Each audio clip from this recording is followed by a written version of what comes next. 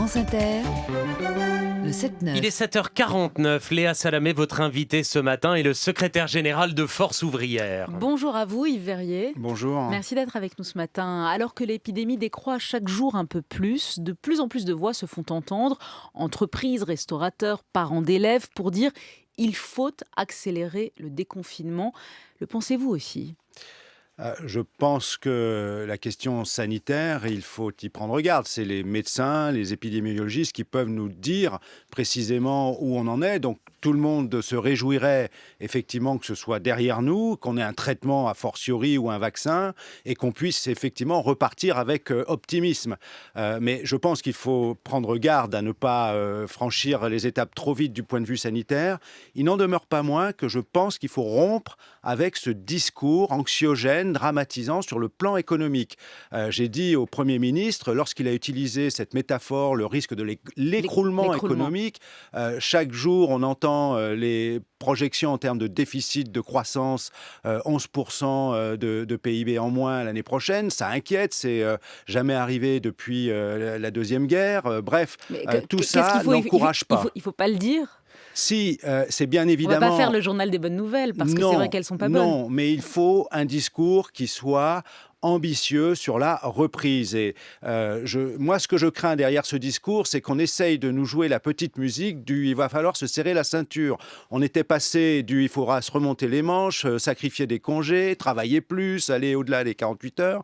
Et maintenant, on sent bien qu'il y a une pettoute musique sur « il va falloir se serrer la ceinture parce qu'il y a moins d'activité que prévu ». Donc, si on veut sauver l'emploi... Pour être clair, vous les soupçonnez peut-être un petit peu de dramatiser le moment pour pouvoir... je ne sais pas, pour qu'il y ait une forme d'opportunisme dans les entreprises, de faire le ménage. C'est ça que vous craignez ? On sait qu'il y a toujours des effets d'aubaine. En ce moment, les premiers plans d'annonce de restructuration, de suppression d'emplois en dehors des grands secteurs où on sait qu'on parlait de l'aéronautique à l'instant ou de l'automobile, on sait qu'il y a des entreprises qui sont aujourd'hui, on parle beaucoup de Conforama et de l'ensemble de la chaîne, il y en a d'autres qui utilisent cette situation pour accélérer des processus qui étaient déjà envisagés. Donc il faut absolument prendre garde. C'est pour ça que moi j'insiste beaucoup sur les conditionnalités des aides publiques, le contrôle de ces aides publiques, les sanctions quand les conditions ne sont pas respectées. Ça c'est impératif et ça vaudra pour l'activité partielle. Il faut qu'on continue avec l'activité partielle pour soutenir l'emploi, ça c'est clair. Mais il faut aussi s'assurer qu'à la clé, il n'y a pas de suppression d'emploi ni de serrage de ceinture sur les salaires. Alors justement, le serrage de ceinture sur les salaires, ça, il commence à y en avoir. On a parlé de Ryanair, on a parlé de Derichebourg. Je vous donne un exemple concret.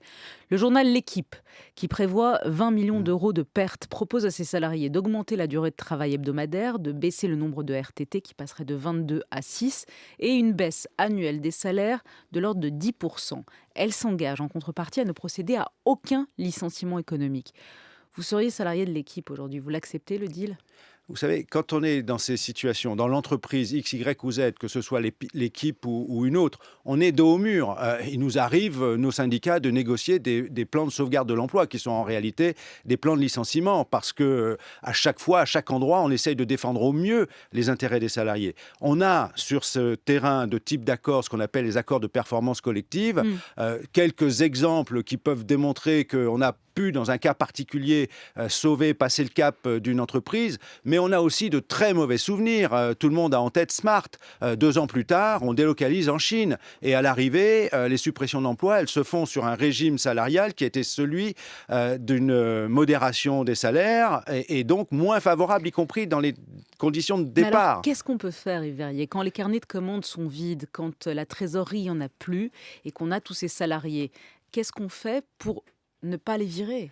L'interrogation, c'est la reprise et à quel moment la reprise va se faire et à quel niveau. Donc il faut absolument qu'on accompagne... On ne peut pas tout miser sur la reprise en attendant... non, qu'est-ce qu'on peut faire concrètement aujourd'hui les entreprises pour qu'ils ne licencient pas? Il faut que l'État, comme il l'a fait dans le cadre du confinement, la décision du confinement, elle a été prise parce que nous n'avions pas d'autres moyens de protéger la santé et la sécurité des salariés. Ça n'est pas la faute, la responsabilité, ni de tel secteur d'activité. Par exemple, l'aéronautique, c'était c'est jusqu'à maintenant un secteur qui tirait l'économie française, y compris à l'export, en termes d'innovation. Et tout à coup, à ceux-là, on leur dirait, maintenant, il va falloir vous serrer la ceinture parce que ça ne va pas repartir. On sait bien que ça ne va pas repartir comme ça. Il faut soutenir, garder l'emploi, les compétences, former. On va faire de la dette. Eh bien, tant pis, on fera de la dette, mais on va sauver les emplois, on va sauver les compétences, on va sauver les salaires parce qu'on a besoin de booster la consommation. En France, l'économie, l'activité, elle est tirée par la consommation intérieure. Donc pour vous, c'est inacceptable, pour être très clair. Ce serait une grave erreur que d'orchestrer de la part du gouvernement cette musique de la modération des salaires à travers la prolongation de l'activité partielle ou les conditions qui seraient faites ou imposées pour pouvoir bénéficier de l'aide publique dans le cadre de l'activité partielle prolongée. Durement touché par la crise, Renault prévoit 4600 suppressions de postes en France et la fermeture d'un site, celui de Choisy-le-Roi. FO y est majoritaire. La direction promet que l'activité sera déplacée sur le site de Flins, qui est à quelques heures de là. Qu'est-ce que vous demandez à l'État, à la direction de Renault ? À chaque fois qu'il y a aide publique, et là l'État est en plus au capital de l'entreprise, eh bien qu'il n'y ait pas de suppression d'emplois. Ça, c'est une question majeure. Sur la question de l'établissement de Choisy-le-Roi, nos syndicats ont suspendu aujourd'hui en attendant de voir plus clair dans ce que la direction propose. Et évidemment, on est pleinement aux côtés du syndicat FO de Choisy-le-Roi. Il n'y a aucun doute. Et on va voir ce que la direction va proposer et si ça convient ou non aux salariés. Là, vous dites il ne faut pas fermer Choisy-le-Roi ou vous dites on est ouvert à la discussion ? Pour le moment, Choisy-le-Roi, c'est quand même terrible de nous dire qu'on va fermer Choisy-le-Roi. Dominique Seux parlait de la question écologique. C'est un établissement qui est justement spécialisé dans le recyclage, donc qui devrait être exemplaire. Donc je pense qu'on pourrait maintenir Choisy-le-Roi. Il faut regarder les conditions dans lesquelles ça pourrait se faire. On va voir ça avec le syndicat FO de l'entreprise. Yves Verrier, la réforme des retraites, est-ce qu'il faut garder certaines de ces dispositions généreuses pour les petites retraites ou est-ce qu'il faut la jeter entièrement à la poubelle ? Vous savez, sur ce débat-là, j'ai interpellé. La dernière interpellation que j'ai faite à M. Pietraszewski, à l'époque, était justement sur cette annonce des 1 000 € garantis de petite retraite. Ça n'est pas du tout généreux.